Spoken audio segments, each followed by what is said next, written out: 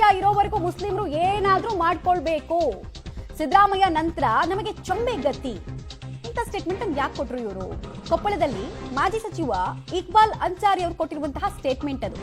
ಸಿದ್ದರಾಮಯ್ಯ ಮಾತ್ರ ನನಗೆ ನಾಯಕ, ರಾಹುಲ್ ಸೋನಿಯಾರನ್ನ ನಾನು ನಾಯಕರು ಅಂತ ಒಪ್ಕೊಂಡಿಲ್ಲ, ಪ್ರತಿ 6 ತಿಂಗಳಿಗೊಮ್ಮೆ ಹೋಗಿ 100 ಕೋಟಿ ಅನುದಾನವನ್ನು ತರಬೇಕು, ಸಿದ್ದರಾಮಯ್ಯ ಇರೋ ತನಕ ಸಮುದಾಯಕ್ಕೆ ಅನುಕೂಲ ಅಂತ ಇಕ್ಬಾಲ್ ಅನ್ಸಾರಿ ಅವರು ಒಂದು ಸ್ಟೇಟ್ಮೆಂಟ್ ಅನ್ನು ಕೊಟ್ಟಿದ್ದಾರೆ.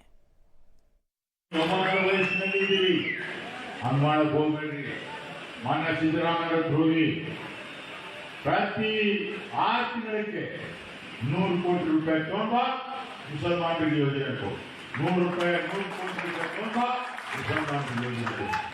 ಸಾಹೇಬರು ಇರುವವರೆಗೆ, ಸಿಎಂ ಸಾಹೇಬರು ಇರುವವರೆಗೆ ಏನಾದ್ರೂ ಮಾಡ್ಕೋಬೇಕು ನೀನು ನಾವು ನಮ್ಮ ಸಮಾಜ ಅಷ್ಟೇ. ಆಮೇಲೆ ಜಂಬುನೇ ನಮ್ಮ ಪಾರ್ಟಿ ಅಂತ ಹೇಳಿಲ್ಲ, ಜಂಬುನೇ ಯಾವುದೇ ಇರಲಿ. ಅದಕ್ಕೆ ನಾನು ಹೇಳಿ ಬಯಸ್ತಾ ಇದ್ದೀನಿ, ನನಗೆ ರಾಜಕೀಯನೇ ಮುಖ್ಯ ಅಲ್ಲ, ರಾಜಕೀಯದಿಂದ ಬದಬೇಕು ಅಲ್ಲ, ನಾನು ಸುಳ್ಳ ಹೇಳಿ ಬಯಸ್ತೇನೆ. ಇವತ್ತು ಎಲ್ಲಿ ಅನ್ಯಾಯವಾಗುತ್ತದೆ ನ್ಯಾಯಕ್ಕೋಸ್ಕರ ಅಲ್ಲಿ ನಾನು ಹೇಳಿದ್ದೀನಿ. ಸೊ ಕೇಳಿಸ್ಕೊಳ್ತಾ ಇದೆ ಇಕ್ಬಾಲ್ ಅನ್ಸಾರಿ ಅವರು ಕೊಟ್ಟಂತಹ ಸ್ಟೇಟ್ಮೆಂಟ್ ಏನು ಅಂತ. ಸರಿ, ಸಮುದಾಯಕ್ಕೆ ಅಭ್ಯುದಯಕ್ಕೆ ಅಂತ ಹೇಳಿ ಸಿದ್ದರಾಮಯ್ಯ ಅವರು ದುಡಿತಾ ಇದ್ದಾರೆ ಅಂತ, ಬಟ್ ಉಳಿದ ಕಾಂಗ್ರೆಸ್ ನಾಯಕರಿಂದ ಏನೂ ಕೂಡ ಲಾಭ ಇಲ್ಲ, ಅಥವಾ ಯಾರೂ ಇವ್ರ ತರ ಕೆಲಸ ಮಾಡಲ್ಲ ಅಥವಾ ಇವ್ರ ತರ ನಿಂತ್ಕೊಳ್ಳಲ್ಲ ಬೆನ್ನಿಗೆ ಅನ್ನೋ ಮೆಸೇಜ್ ಅನ್ನ ಯಾಕೆ ಇಷ್ಟು ದೊಡ್ಡ ಸಭೆಯಲ್ಲಿ ಕೊಡುವಂತಹ ಪ್ರಯತ್ನವನ್ನ ಮಾಡಿದ್ರು ಅನ್ನೋದು ಪ್ರಶ್ನೆ ಆಗ್ತಾ ಇದೆ.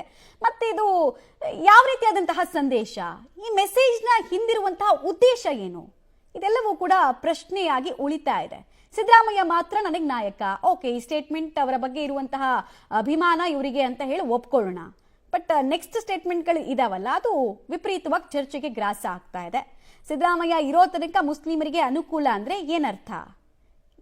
ಯಾರನ್ನ ಇನ್ಸೆಕ್ಯೂರಿಟಿಗೆ ತಳ್ಳುವಂತಹ ಪ್ರಯತ್ನ ಆಗ್ತಾ ಇದೆ ಇಲ್ಲಿ? ಯಾಕೆ ತಳ್ಳಬೇಕು ಅನ್ನೋದು ಪ್ರಶ್ನೆ. ಉಳಿದವರು ಬಂದಾಗ ಯಾವ ಅನಾನುಕೂಲತೆ ಆಗಿದೆ ಅನ್ನೋದ್ರ ಲಿಸ್ಟ್ ಕೂಡ ಕೊಡ್ಬೇಕಲ್ವಾ ಇವರು?